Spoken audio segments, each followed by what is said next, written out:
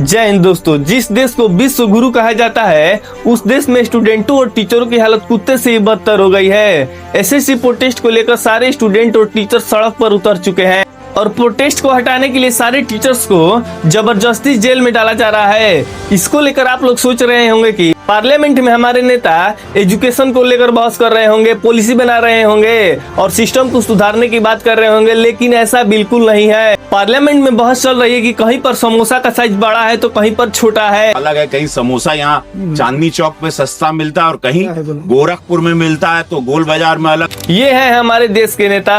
जिस देश की मीडिया सच बोलना भूल चुकी हो, सच्चाई दिखाना भूल चुकी हो और जहाँ के सेलिब्रिटी और इस देश के हीरो कहे जाने वाले क्रिकेटर जुआ खेलने की सलाह दे रहे हो और वोट के नाम पर भीख मांगने के लिए केवल जाति और धर्म ही बचा हो, तो उस देश में विकास की बात करना फालतू है। एसएससी प्रोटेस्ट हमारे लिए केवल एक न्यूज हो सकती है, लेकिन एसएससी की तैयारी करने वाले स्टूडेंटों के लिए ये उनका सपना और जिंदगी था। जिन स्टूडेंटों ने 10-10 घंटे मेहनत की उनको इतना कष्ट झेलना पड़ रहा है, तो समझिए कि फ्यूचर में इंडिया का क्या होने वाला है। वर्ल्ड 4th लार्जेस्ट इकोनॉमी कही जाने वाले इस देश के सारे युवा और बड़े बड़े टीचर सड़क पर उतर चुके हैं। इनके लिए मैं केवल एक ही बात बोलना चाहता हूँ कि जिसको चाय पीने के बाद हाथ में ग्लास देना चाहिए था, उसको तो आप लोगों ने देश दे दिया, तो यही होगा देश का। मैं आप लोगों से एक सवाल पूछना चाहता हूँ कि जिस देश के नेता वोट चोरी करके नेता बने हो, उस देश का क्या होगा। जो गवर्नमेंट महिला सुरक्षा की बात करती है वो खुद की नेता को सुरक्षित नहीं रख सकते, तो इस देश को क्या सुरक्षित रखेंगे। जी हाँ, अभी हाल ही में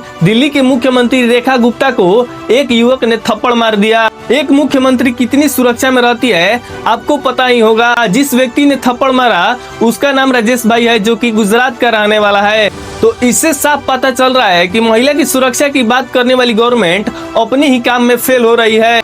तो बात यह है कि जब सत्ता में अनपढ़ लोग बढ़ जाते हैं तो शिक्षा और परीक्षा बिकने लगती है।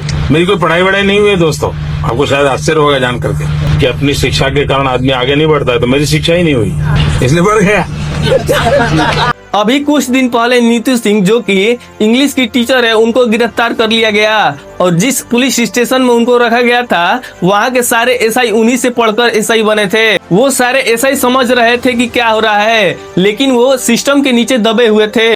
हमें भी उन पुलिस वालों से कोई शिकायत नहीं है। शिकायत है तो इस देश की गवर्नमेंट से, जो कि इतना कुछ होने के बाद अभी भी शांत बैठी है, कोई एक्शन नहीं ले रही है। तो आप लोग इस वीडियो को इतना शेयर कीजिए कि इस देश के सारे युवाओं को पता चले कि देश के अंदर क्या हो रहा है।